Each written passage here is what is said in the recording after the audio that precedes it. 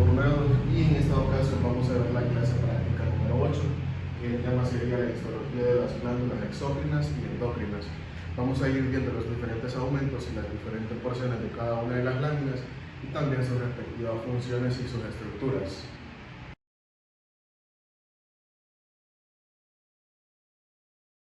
Muy bien, aquí tenemos el primer corte que sería el AH11-13, que básicamente es una porción exócrina del páncreas en bajo aumento. En este corte podemos observar la organización general del páncreas exócrino, que es básicamente donde están el lóbulo pancreático, que sería este de acá, que está separado por el tabique del tejido conectivo interlobular, que sería este de acá. Luego vemos los vasos sanguíneos, que serían estos de acá, que básicamente es donde se encuentran las venas y las arterias. Luego de eso vemos el conducto interlobular, que sería este de acá, que básicamente está revestido por el epitelio cúbico bajo. Este corte es ideal para reconocer la estructura lobulada del órgano, que sería esto de acá.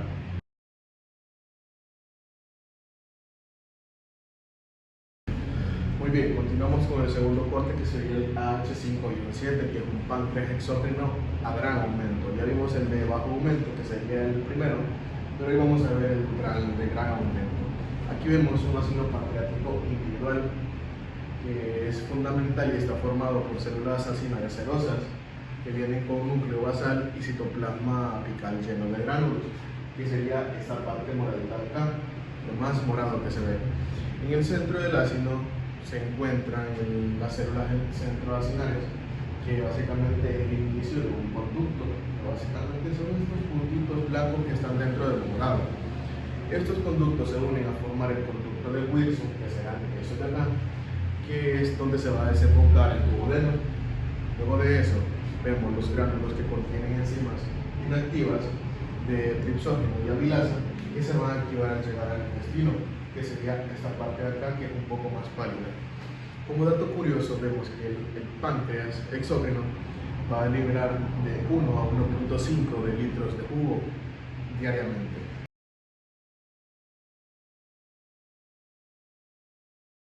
Muy bien, seguimos con el tercer corte, que es el AH11-14, que es un parénquima hepático en bajo aumento.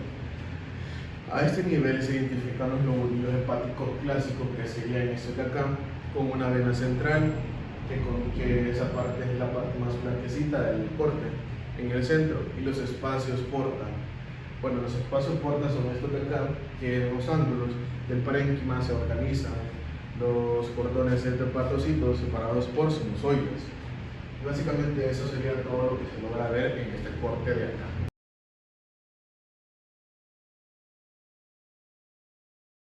Muy bien, seguimos con el cuarto corte, que sería el AH11-15, que es el espacio porta en mayor aumento. Básicamente esto es en mayor aumento. Aquí enfocamos uno de los vértices del lobulillo, que reconocemos una triada portal. La triada portal está ubicada en este sector. Ya voy a ir detallando cada uno de ellos. Encontramos la vena porta, que sería este de acá, y una rama de las arterias hepáticas, que sería esta de acá. Esta sería la arteria hepática. También reconocemos este conducto biliar, que está revestido de epitelio cúbico simple, que también se puede ver un vaso linfático, que sería este de acá, sería el vaso linfático.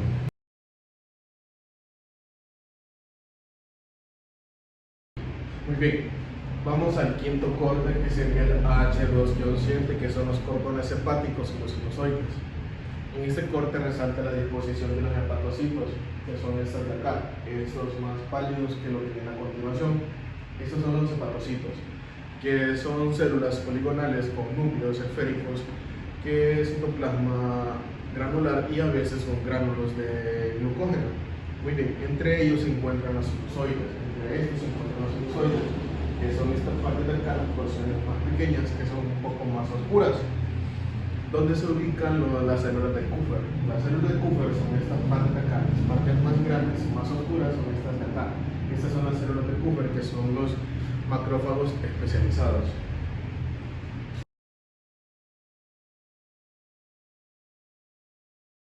Muy bien, seguimos con el corte 6, que sería el AH11-16, que es una micrografía electrónica del hepatocito.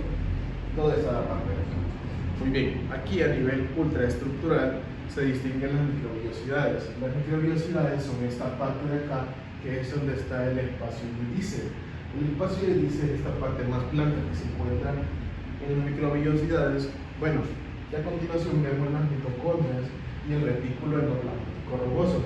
Las mitocondrias son estas partes de acá, que son los círculos más grandes y más oscuros que tiene la imagen.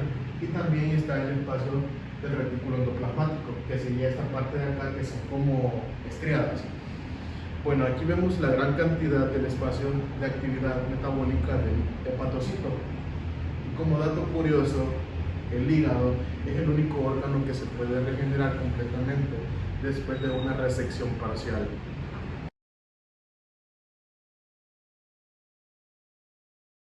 Pasamos al siguiente corte, que sería el séptimo, que es el AH11-18.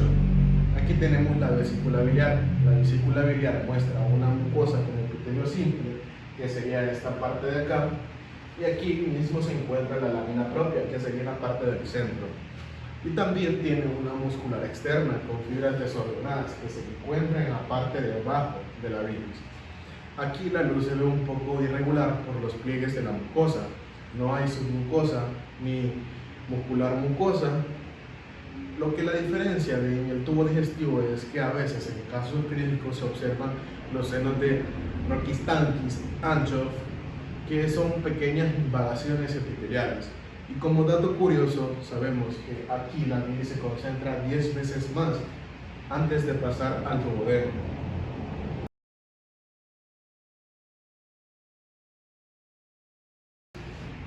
Bueno, pasamos al siguiente corte, que sería el número 8, que es el AH16-1. En esta imagen podemos ver una vista general. Está en pequeño aumento, ya que de esta porción o de este corte histológico no se logra ver mucho, ya que solamente tiene dos porciones, la más clara y la más oscura. Bueno, en la parte más clara se encuentra la neurohipófisis, que es la parte posterior del lóbulo, que es la más clara, evidentemente, la que se logra ver en la imagen. Luego tenemos la adenohipófisis, que es la parte anterior del lóbulo y es la parte más oscura que se logra ver en la imagen. La adenohipófisis deriva de las bolsas de Rechet y la neurohipófisis del fundíbulo del diencéfalo.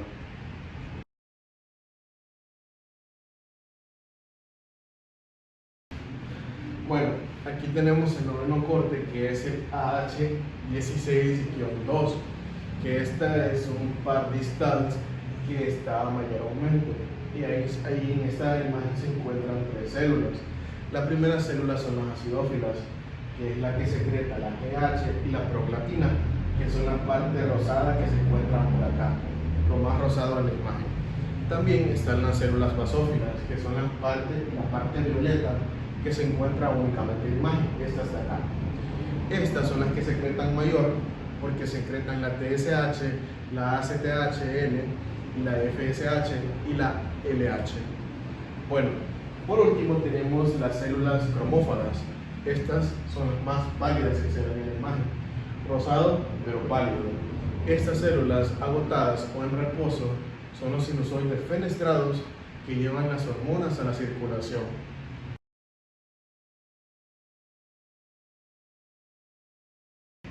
Bueno, pasamos al corte número 10, que es el AH16-4, que es una neurohipófisis a mayor aumento. Esta imagen es a mayor aumento, que es la neurohipófisis.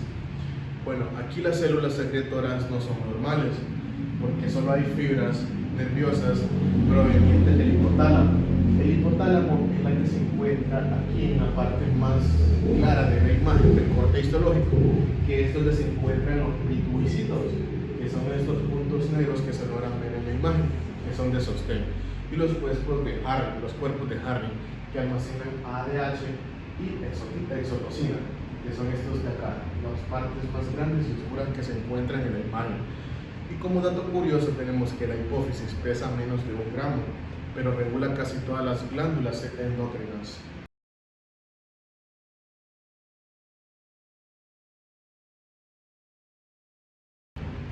Bueno, pasamos al corte número 11, que sería el AH16-5, que es una glándula tiroidea que se logra ver en la imagen. Bueno, los folículos tiroideos son esferas rellenas de coloides, que son estas partes de acá, las que se llaman coloides, y es una superficie plana, digamos, donde se almacena la tiroglobulina. ¿Qué es la tiroglobulina? Son estos puntos moraditos que se logran ver, los más fuertes, los morados más prendidos, y el epitelio folicular cambia según su actividad: plano cuando está inactivo, cúbico cuando está activo y cilíndrico cuando está hiperactivo. Bueno, entre los folículos están las células parafoliculares, que son estos puntos son iguales que los tiroglobulina, pero estos puntos son más claros, digamos. Y estas son las que secretan la calcitonina, que es para reducir el calcio sanguíneo. Y como dato curioso, es la única glándula que guarda su secreción fuera de la célula, en el coloide.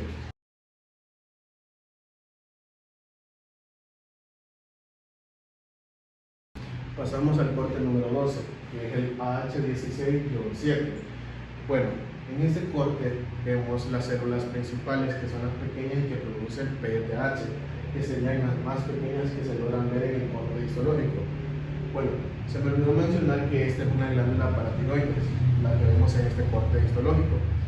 Y como les decía, que las células principales son las que producen PTH, y también aumenta el calcio en la sangre. Luego también tenemos las células oxófilas, que son las más grandes y contienen alzófilas, que aparecen después de los 7 años. La PTH y la calcitonina trabajan de forma opuesta para mantener el equilibrio en la sangre. Bueno, y esas células más grandes, que son las oxófilas, son las que van a aumentar de tamaño a medida que pasa el tiempo.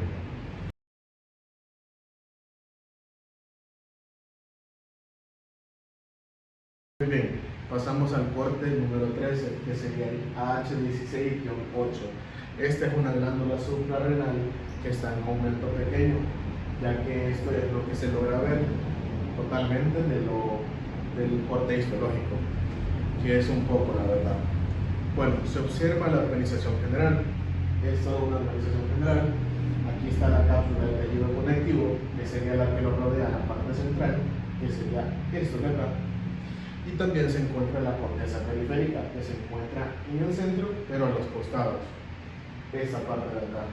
Y también tenemos la médula central, que como lo dice su nombre, se encuentra en el centro. Y eso es todo lo que se puede lograr ver en este corte histológico, que es una glándula suprarrenal, como lo dije anteriormente.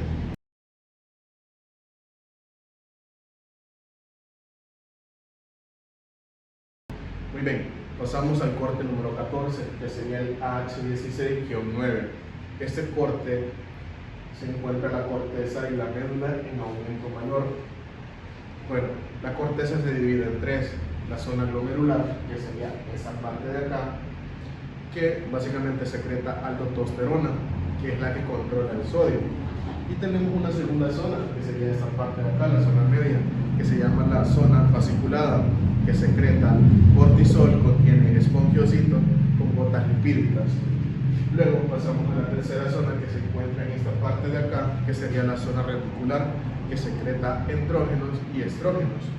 La médula, que se encuentra por acá, bueno, la médula contiene células cromafinas que secretan adrenalina y noradrenalina, y células ganglionares simpáticas. Y como dato curioso tenemos que la médula suprarrenal funciona como un ganglio simpático modificado, liberando neurotransmisores directamente de la sangre.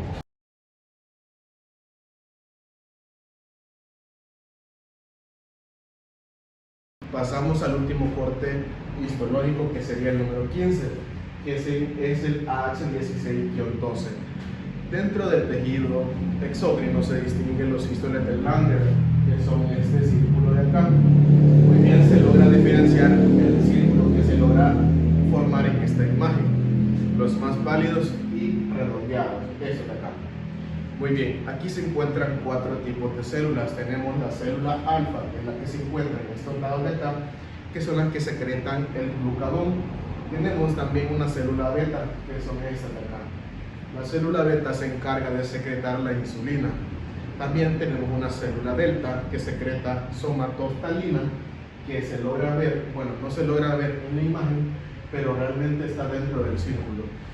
También por último tenemos las células PP, secretan polipéptidos pancreáticos al hístole, que está rodeado de capilares, lo que permite la rápida difusión de hormonas a la sangre, que está a la orilla de este círculo que se logra ver acá. Muy bien, tengo un dato curioso, que es que el páncreas tiene millones de hístoles, pero solo ocupan del 1 al 2% de su volumen total. Bueno, y en resumen y en conclusión de todo lo que he hablado, de todos esos cortes de la clase práctica número 8, pues tiene su propio patrón histológico y su función característica. El conocimiento de sus estructuras nos permite conocer cómo el cuerpo regula el metabolismo, la digestión y el equilibrio hormonal. Y esto es muy importante, ya que esto nos ayuda a comprender de manera exitosa todos estos cortes histológicos que les he mencionado anteriormente. Muchas gracias por su atención.